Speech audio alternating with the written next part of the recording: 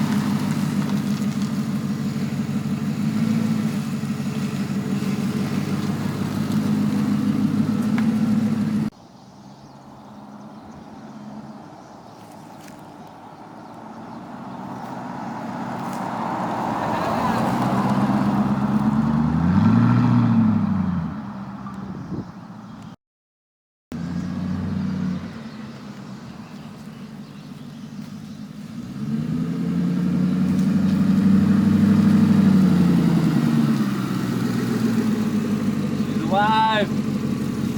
Woo!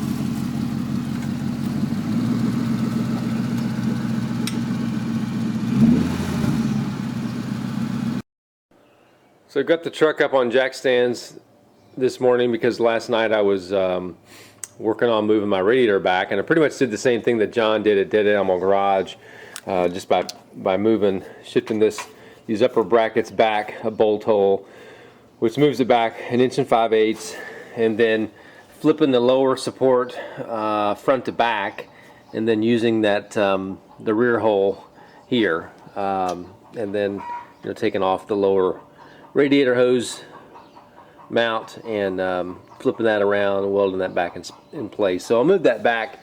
Hopefully that's going to be enough. I'm not sure. It doesn't look like it's going to be enough, but my chickens and cat running around this morning, but I'm not sure it's going to be enough. We'll see once I cut those front portions of the frame off, and then kind of start mocking up the fenders and everything to kind of see if that's going to clear the grill and the lower stone guard.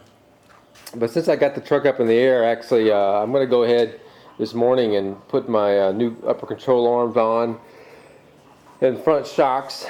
So I'm going to pull the wheels off and do that. My upper ball joints, the boots are gone, and those are dry, so I'm sure those are probably bad. So I'm just going to go ahead and put new upper control arms on there. I think now's a good time to do it. So that's what I'll be tackling this morning. So quite a bit of progress has been made this morning. I have to say that if you're going to replace any front end or suspension components, now's the time to do it because the accessibility is excellent. So I've got a new upper control arm because in my car the boot for the upper ball joint was torn and the upper ball joint was dry. New shock. When I took the stabilizer bar end link off, the boots were torn on both ends of the original stabilizer bar end link. So I went ahead and replaced that while I was there as well. Everything that came off of this car was original components. Additionally, when I unhooked the stabilizer bar, this bushing was really loose. So I just went ahead and replaced that with a Moog bushing, so that's nice and tight as well. So when I get it running again, I'll have to get the front end of the line. It should be good to go up here. I think the lower ball joint seems solid. Didn't really detect any play in there whatsoever. So did that on both sides. obviously, and then got some new rear shocks as well. And I put the KYBs on here because basically got them for a good price, which probably means I'll have problems with them and they'll probably start leaking in about 6 months, but hopefully not. So we'll see how they perform. So on to mocking up the front end now on the front clip. Kind of see how everything is gonna work as far as getting my radiator moved back. See if I'm gonna have to move it back any farther than where I've moved it right now. So that's kind of the next step. So when I've mocked up the front clip here and the radiator support, kind of realized I needed to move the lower portion of it back even further. So I took this out here, and where these two captive nuts were, or captive bolts actually were, that had the original bracket, I've gone well past that and just drilled a couple holes and put some self-tappers in here. And so that's moved the lower portion back about 4 inches. I moved I left the kind of upper part kind of where I moved it back about an inch, a little over an inch and a half. And so right now the radiator is pretty much vertical, and I think it's just going to clear. So I'm hoping that's going to be okay. I think these transmission cooler lines may be a little bit of a problem, but I may have to deal with that later. So I'm going to go ahead and cut the frame, front frame horns off, and where I'm going to cut is basically just right behind this second little bulge in the frame, kind of on both sides here. I'm just going to cut kind of right behind that. So it's going to be right in front of where the original rear core support was that I've kind of cut off here. So I'm going to cut it about right there on both sides. So I've got a ratchet strap attached to the edge of the radiator here and kind of back to the firewall, and kind of pulling this back out of the way just so I make sure that I stay away from my power steering cooling lines here with the Sawzall. I don't want to hit that. That would be bad.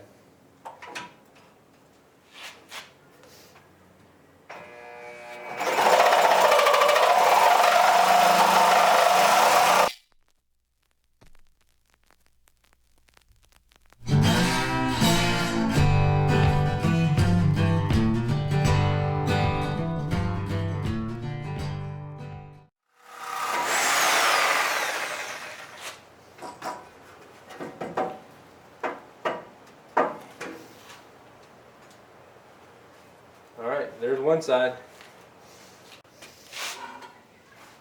This side's going to be a little scarier working around these transmission cooler lines here. I've got the ratchet strap on this side, kind of pulling it back, but they're still kind of protruding out here. I'm just going to have to be pretty cautious. Well, I was pretty nervous in doing this, but I think it turned out pretty good. You know, fairly clean cuts on both sides, pretty much where I wanted those cuts to be. So I'm just going to clean those up, and I'll probably just weld a plate over this until I determine what what I need to do here as far as my radiator support, the grill valance support from the truck, and then the bumper brackets. So that'll at least kind of give me a somewhat of a clean slate to work from. But hopefully it's gonna clear everything.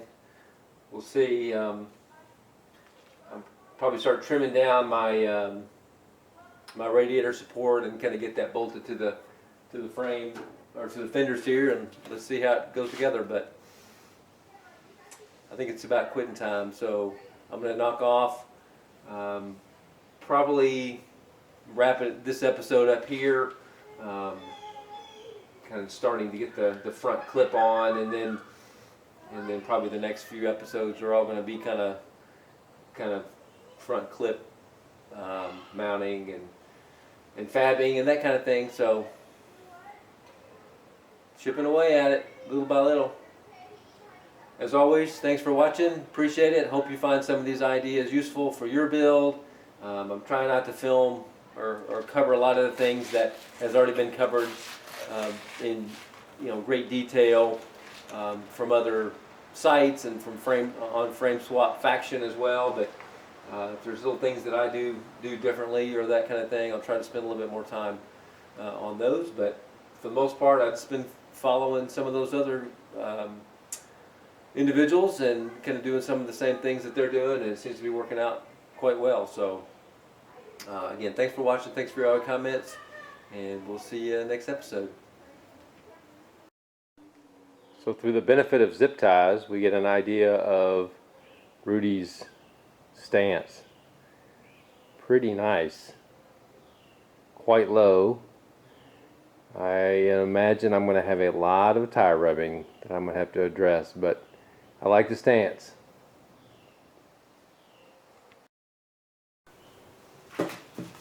So I got a package from Summit today. Always exciting when you get a package from Summit. So let's open it up and see what we got.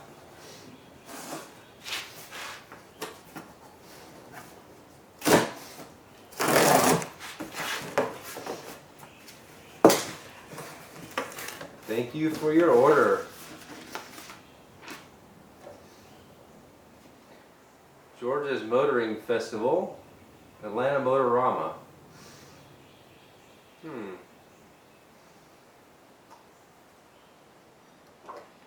April 29th to the 28th and the 29th. It's like a pretty neat thing. Let's check that out. Alright. So I got some stainless steel exhaust tips.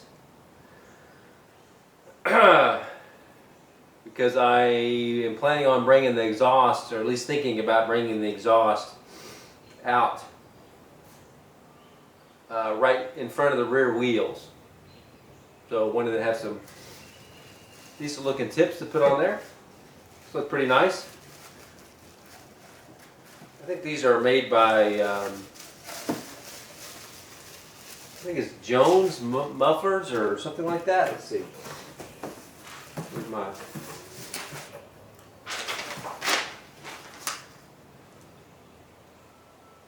Yeah, I think it's Jones. I've got some turbo mufflers coming as well. They're going to be shipping directly from the manufacturer. So, got the two stainless tips.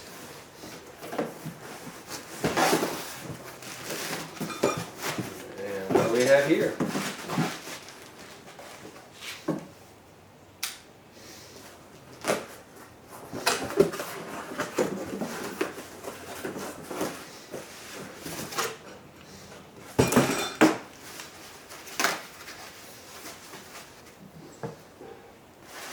Mustang vintage wood steering wheel. Yeah, pretty neat. I think we've got the